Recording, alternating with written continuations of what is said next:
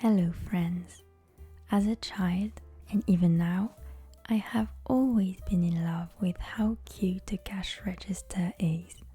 The thing is, I've wanted to buy one for myself, but there was always something missing, either the barcode scanner, the card reader, or the mic. Anyway, I'm making one for myself today.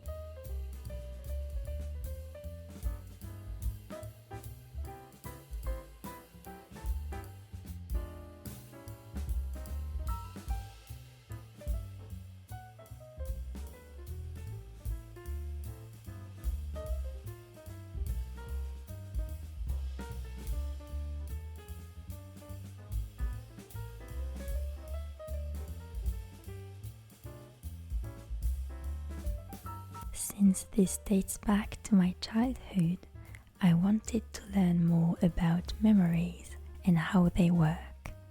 So, let's see how a memory is created. Don't worry, I'm going to simplify it. Imagine our brain is like a giant library. When we experience something new, it's like someone writing a new book. Our brain's librarians quickly take notes and start creating this new book. It's actually a unit called the hippocampus that organizes our sensory inputs and creates neural connections following a certain pattern. That is a memory.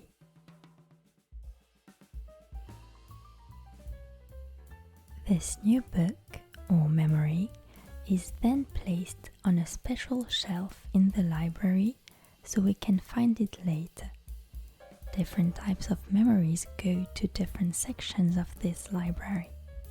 These sections can actually be in the hippocampus for short-term memory or in the cerebral cortex, where they are consolidated into long-term memories.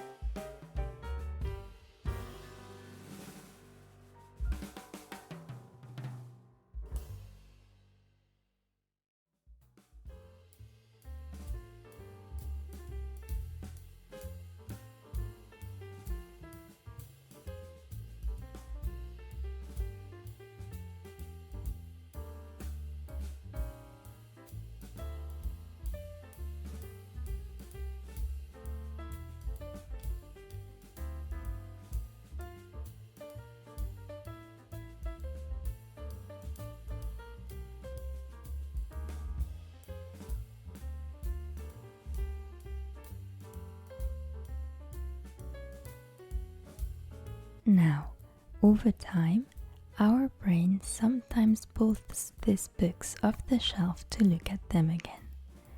Every time we think about or use a memory, it's like the librarians making a copy of the book and putting the new copy back on the shelf.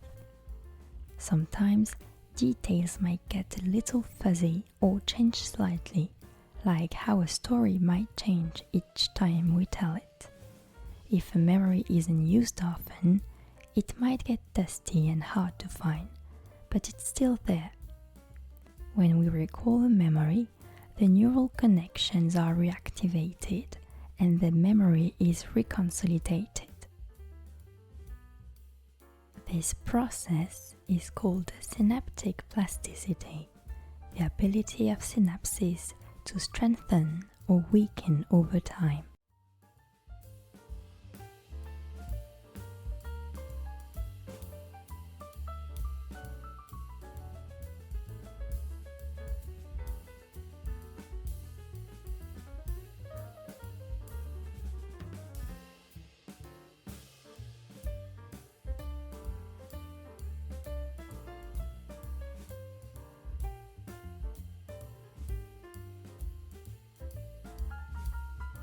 Okay, but what is the impact of emotions on our memories?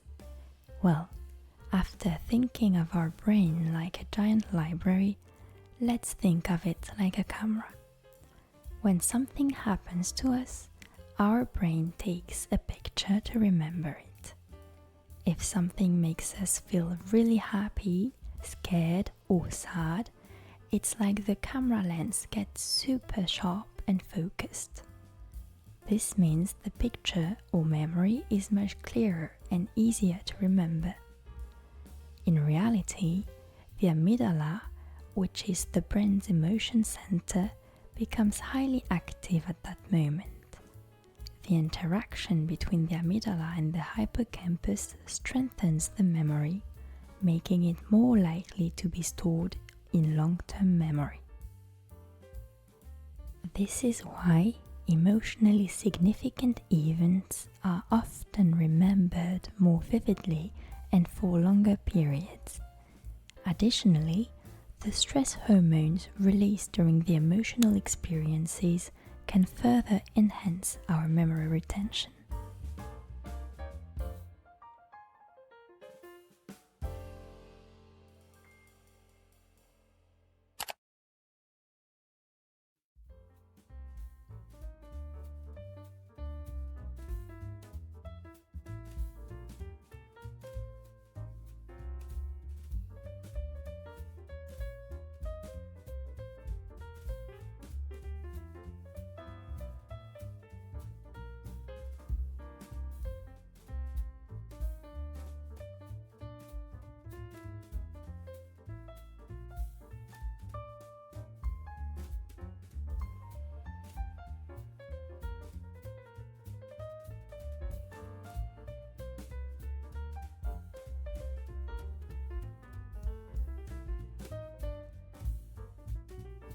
Well, friends, I hope this was interesting to you.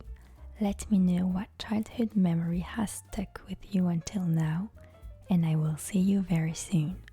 Sweet kisses.